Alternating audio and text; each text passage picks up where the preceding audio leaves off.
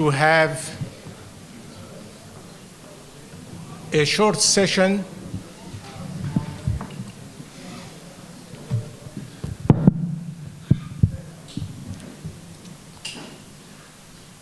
we are going to have the coffee break soon after the short session. We are going to have that short session about the state of data. In lots of talks about diversity, data lack. And we sort of, just at the beginning, to have an introduction about that aspect. We'll come back to them later on. And the message is clear. Can we be, despite all our commitments, despite all the gravity of the problems we are dealing with, can we start with some specific data to know what we are talking about? And Karim Elbaz, whom most of you know because he has been very involved in email contacts with you, we have been working at the forum about what we call our data bank. And the data bank was not really done for this conference.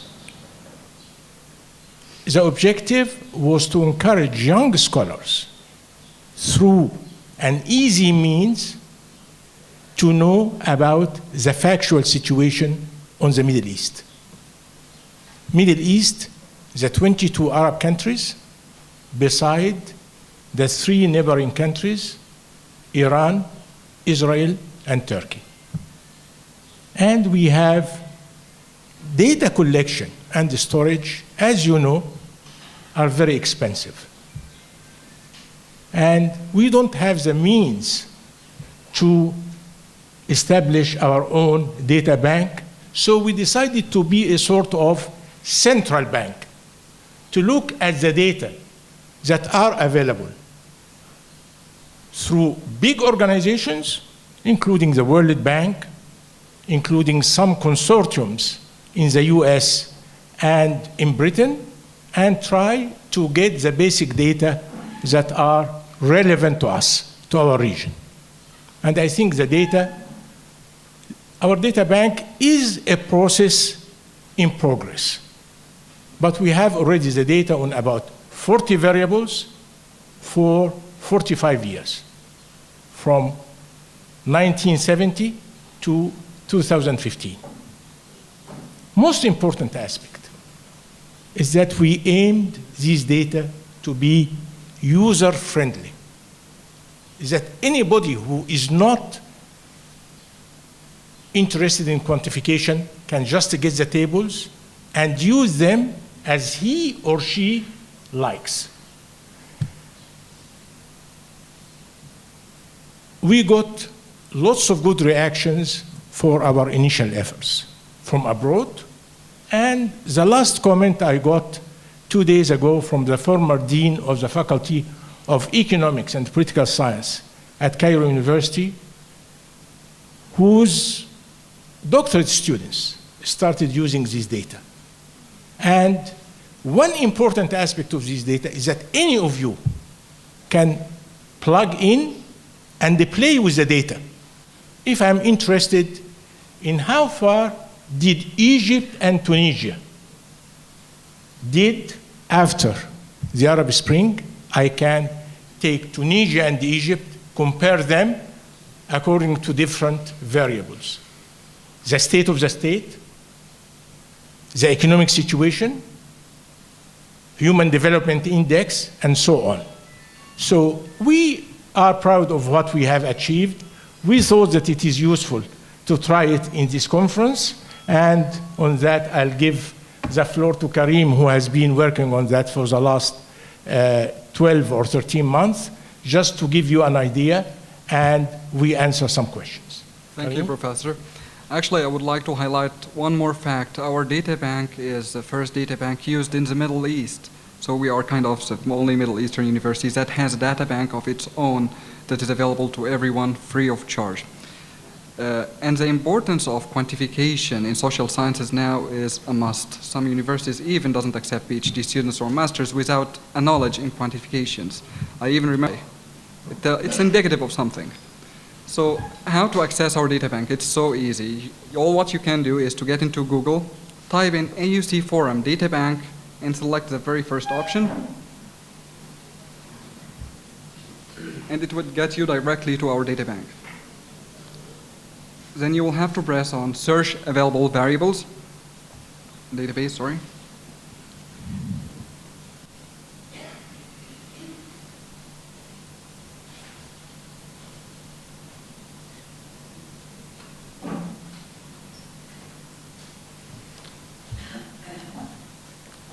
These are the kind of databases that we have. We have a database for conflict, for economic indicators, for fragile state, for human development indicators, military indicators, and political power data bank.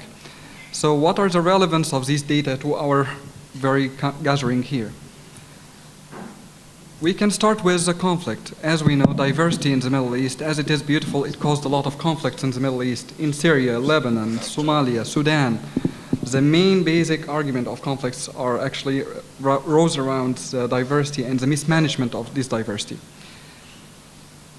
So you can have different types of conflict. We have minor conflicts, non-state conflict, one-sided violence, and war. What we can do is to check all, and then in the country you can check between 25 countries, 23 Middle Eastern countries, Arab countries, plus Iran, Israel, and Turkey. So let's, for example, choose Egypt, and let's choose Syria.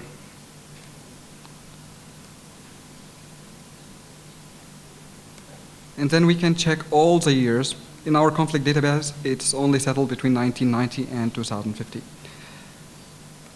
Then you press on search.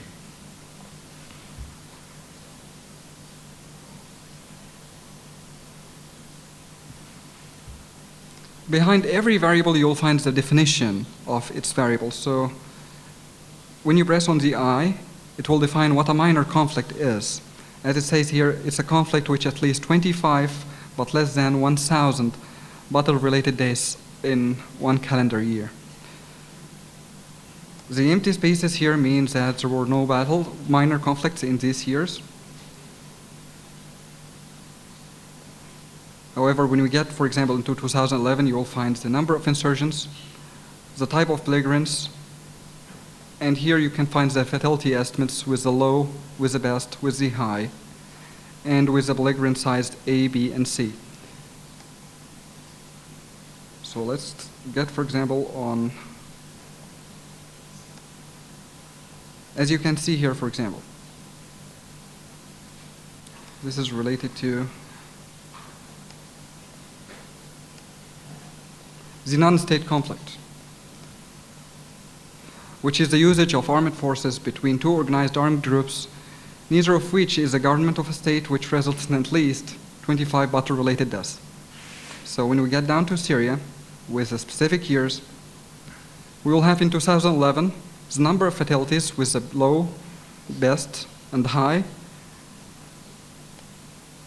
and you can find the definitions and who were the belligerents within this year and who caused it. This is, for example, for our conflict data set. Let me get you to another database,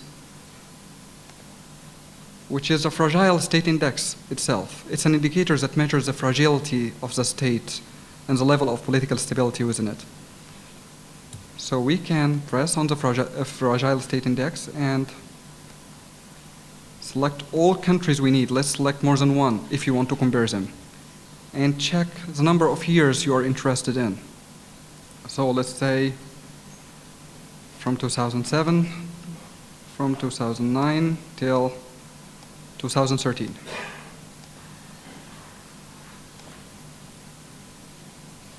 When you press search, it will define for you the index itself, the score, the ranking. As you can see here, an indicator that assesses the state's vulnerability to conflict or collapse. The indicators range from 0, which is a value that means it's a very stable state, or 120, which is a failed state. So when we get here to Algeria, for example, you'll find here the score is 80.6, which is close to 120, which means that the scale is still stable, but it is not very stable. It's a medium score. And with 73, this is the ranking of the state within the countries that are covered by the data bank.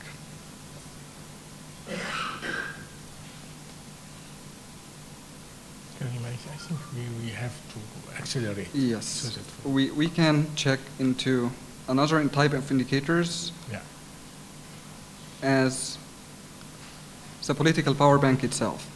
We can check the government effectiveness in managing diversity and managing everything. So we can check the same countries with same years.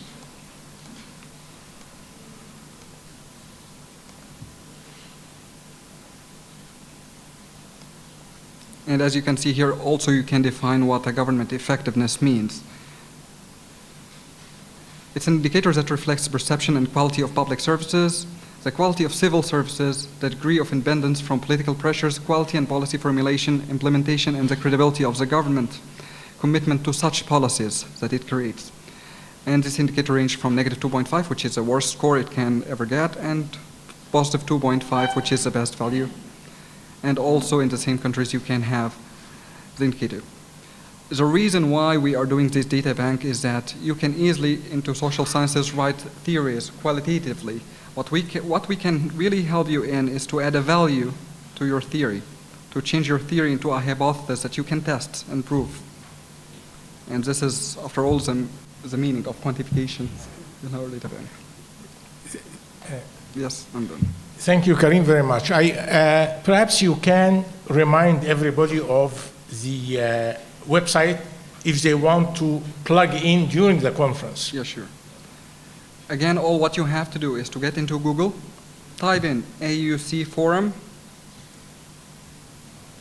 Data Bank.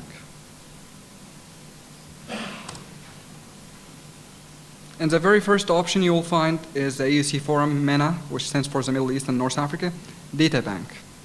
And this is for your regards. We only have now 40 indicators. Within the next 2 months, these indicators will rise up to 77 indicators. And this will cover the youth independence politics, development, etc. I know that some people are allergic to quantification.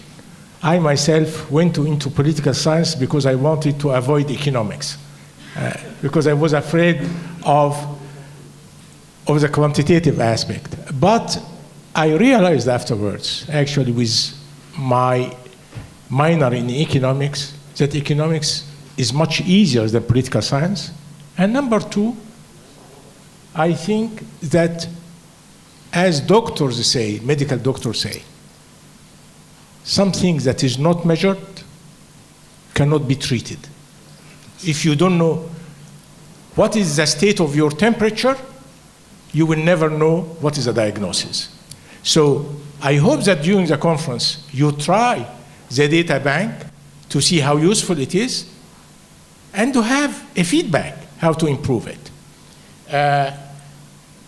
We could go on, but I think it is time for our coffee break. From 11 to 11:15, we will see everybody at 11:15 in here. Thank you very much. Bye-bye.